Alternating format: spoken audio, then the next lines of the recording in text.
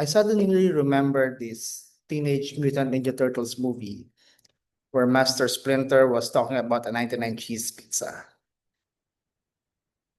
He enumerated some of them, so it got me curious about finding what sort of cheese varieties there are. And I found out that there's a chef in the US who tried to replicate that pizza and created one with 99 cheese toppings. I also learned that there are about 1,800 cheese varieties in the world. So I went on to look for these cheese varieties, find out where they're from, what they're made of, and where they are best used for. So, my friends, cheese is it.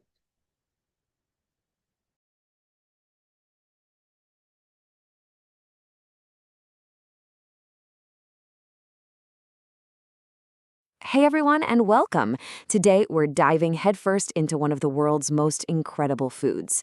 I mean, from that simple slice on your sandwich to some exotic artisanal wheel you've never even heard of, we are going on a guided tour of the vast and, let's be honest, delicious world of cheese. So, to kick things off, let's just talk about the sheer scale of it all. If I asked you to guess how many different types of cheese there are in the world, what would you say? 100? Maybe 500? Well, the actual number is pretty staggering. There are over 1,800 distinct types of cheese, and that doesn't even count all the little local varieties. It's a whole universe of flavor out there, and believe it or not, it's still growing. With that much variety, how on earth do we even begin to make sense of it all? Well, the best way is to organize it. So I want you to think of the world of cheese like a giant orchestra. Every single cheese has its own unique instrument and its own special part to play, creating this amazing symphony of taste and texture. And today, we're going to figure out who plays what. To guide us on this tour, here's our 5-part plan. We'll start with the huge universe of cheese. Then, we'll follow the journey from milk to masterpiece. After that, we'll meet the cheese families, get to know them a bit. Then, we'll pull out a global map of flavor to see where they all come from. And we'll finish up with your culinary cheat sheet to make you a pro in the kitchen. All right, let's jump into section 2, milk to masterpiece. Because, before we can really appreciate the final product, we need to understand the craft. The journey from a simple glass of milk to a complex wheel of cheese is this incredible blend of science, art, and literally centuries of tradition. So at its core, pretty much all cheesemaking follows these 5 basic steps. It all kicks off with high-quality milk, usually from a cow, goat, or sheep. Next up is curdling, where you add an enzyme, like rennet, that magically separates the milk into solid curds and liquid whey. Then, that whey gets drained off, which concentrates the curds. After that, the curds are salted, which is for flavor and preservation, and then pressed into a shape. And finally, most cheeses are aged. This is the step where all those complex flavors and textures really develop. Though for some fresh cheeses, you just skip this last step entirely. Now, beyond those basic steps, there are these amazing special techniques that create some of our favorite cheeses. Take the stretched curd method or pasta filata. The curds are heated up in hot water until they get all elastic, and then they're stretched and kneaded, almost like you're making taffy. This is what gives mozzarella its famous, super satisfying cheese pull, which is probably why it's the most used cheese in the world, thanks to our collective obsession with pizza. Another key technique is brining, and it's pretty much exactly what it sounds like. You soak the cheese in a saltwater solution. This does 2 really important things. It acts as a natural preservative, and it infuses the cheese with that distinct, savory, salty flavor. This is the signature move for cheeses like Greek feta, giving it that tangy, crumbly character that's just so perfect in a salad. All right, on to section 3. Now that we know the basics of how cheese is made, let's meet the main sections of our cheese orchestra. We're going to group them by texture and flavor, starting with the lightest and mildest, and working our way up to the boldest and strongest. First up, let's listen to the woodwinds. These are our fresh and soft cheeses.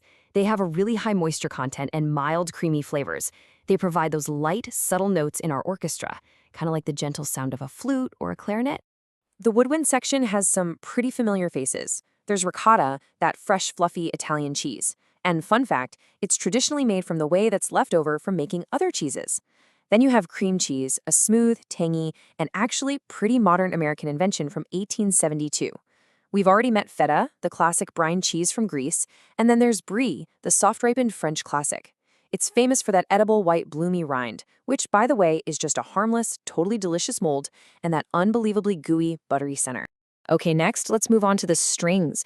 These are the semi-hard and hard cheeses, and just like the string section in an orchestra, they're the workhorses. They provide the core melody and the structure for so many of our everyday meals. These cheeses are pressed to get more moisture out and then aged longer, which really concentrates their flavor and gives them a much firmer texture. And in this family, we find some of the most popular cheeses on the entire planet. Cheddar, which comes from a little village in England, just gets sharper and more complex the longer it ages. Gouda is that nutty, often wax-covered Dutch classic. Monterey Jack is a mild, buttery American cheese that, let me tell you, melts like a dream. And of course, there's Parmesan, or Parmigiano Reggiano. It's the hard, crumbly Italian king, famous for delivering that savory umami boost to pasta, all thanks to these little flavor crystals that develop during its super long aging process. And now, for the boldest, loudest section of our orchestra, the brass. These are the blue-veined cheeses. Like a trumpet blast, they are powerful, they are pungent, and they are complex. Their sharp, tangy, sometimes spicy flavors absolutely demand your attention and can completely transform a dish. The brass section features some of the most famous cheeses in history. You've got Gorgonzola, a creamy Italian blue that can range from a milder, sweeter style to a really pungent, assertive one. Then there's Roquefort, a legendary French cheese made only from sheep's milk and aged in these specific natural caves where the mold for the cheese grows. And Stilton is the classic British blue, celebrated for its rich, complex, and slightly nutty flavor that pairs just beautifully with a glass of port. So how in the world do they get those distinctive blue veins? It's a really fascinating and totally intentional process. The cheese is inoculated with specific edible mold spores. And to help the mold grow, the cheese wheels are often pierced with long needles, which lets oxygen get inside. As the cheese ages, the mold grows along those channels, creating those signature blue or green veins, that pungent aroma, and that sharp, tangy flavor. It is quite literally science you can taste. How cool is that? Okay, section 4. Now that we've met the families, let's do a little traveling. You see, cheese isn't just food. It's like a map of human history, agriculture, and tradition. The whole concept of terroir, the idea that a region's specific climate and land influence the flavor, is just as important in cheesemaking as it is in winemaking. So, take a second and think about the cheeses you really love. Have you ever stopped to wonder about their origins? Where in the world do your favorite cheeses actually come from? Well, let's find out. This map really shows you how cheese is a global language. Just look at some of these titans. Italy is an absolute powerhouse, giving us mozzarella, parmesan, and gorgonzola.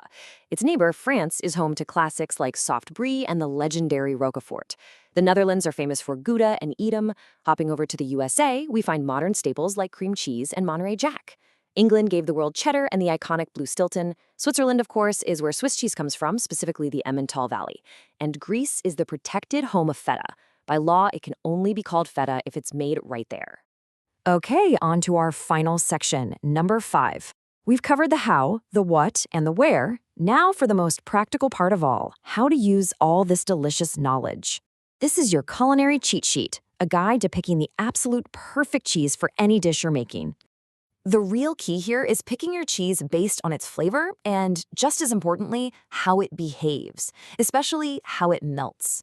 For that classic stringy cheese pull on a pizza, nothing is better than mozzarella. For a rich, creamy mac and cheese or a sharp slice on a burger, a good cheddar is your best friend. For dishes that need a super melter like quesadillas, go for Monterey Jack. Hard, salty cheeses like Parmesan are just born to be grated over pasta. The tangy, crumbly nature of feta is perfect for salads. For a classic fondue, you've got to have Swiss. Creamy brie is absolutely incredible when it's baked in pastry, and a bold gorgonzola can be the star of a pasta sauce or a salad dressing. So there you have it. What a journey, right? We've gone from the farm to the aging cave, and we've explored all the different sections of our flavor orchestra. We've seen how, from the light, subtle woodwood notes of a fresh ricotta, all the way to the bold, powerful brass of a sharp Roquefort, every single cheese really does have its own unique place and its own purpose. The world of cheese is this massive, exciting place, just full of history, culture, and of course, incredible flavor. We've given you the map, and we've given you a guide to the orchestra. So really, the only question left is, which new sound, which new flavor, and which amazing cheese are you going to explore next? And that, my friends, are the most common cheese varieties in the world. Where they're from, what they're made of, and where they are best used for. Thank you for watching.